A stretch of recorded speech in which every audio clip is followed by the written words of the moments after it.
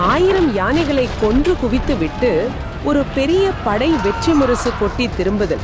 அப்பாரமான செல்வங்களோடு திரும்புற அந்த படை வெற்றி பெற்ற அந்த மண்ணுல ஒரு பிடி நிலத்து கூட தங்களோட இணைக்கல அப்படின்னு சொன்னா உங்களால நம்ப முடிகிறதா? கேட்கறதுக்கே ரொம்ப ஆச்சரியமா இருக்கு இல்லையா? ஒரு மாபெரும் பேரரசு தன்னுடைய கோபத்தை காட்டுறதுக்காக மட்டுமே இவ்வளவு பெரிய ரத்த களரியை நடத்தி இருக்குமா அப்படிங்கிற கேள்வி கண்டிப்பா எழும்.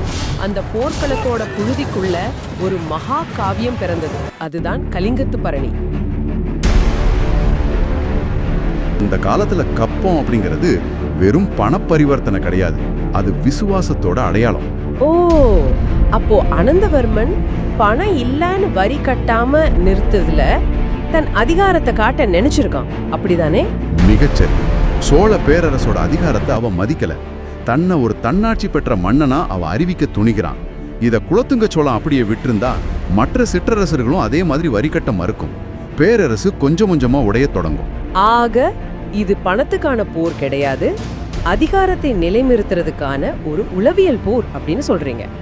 ஆமா, அதனாலதான் குலோத்துங்க சோழன் ஒரு மாபெரும் படைய கலிங்கத்தின் மீது அனுப்புறான். அந்த படைய வழிநடத்தின தலைமை தளபதி கருணாகர தொண்டமான். இவரை பற்றிய வரலாற்று தகவல்கள் ரொம்பவே சுவாரஸ்யமா இருக்கு.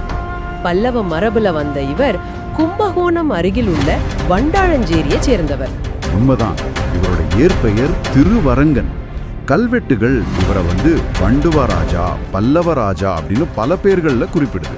ஒரு காலத்துல சோழர்களோட பரம எதிரிகளா இருந்த பல்லவ வம்சத்துல வந்த ஒருத்தர் சோழப்படையோட தலைமை தளபதியா இருக்காரு அப்படிங்கறதே ஒரு முரண்பாடுதான். அது மட்டும் இல்ல, இவர் ஏற்கனவே இலங்கையில சோழர்களுக்கு எதிரா செயல்பட்ட சிவ துரோகி அப்படின்னு அழைக்கப்பட்ட சிங்கள மன்னனை வீழ்த்தினவர். ஈழத்துல இன்றும் தொண்டைமானாறு, கருணாகர பிள்ளையார் கோவில் எல்லாம் இவர் பேர்ல தான் இருக்கு. அட, அப்படியா?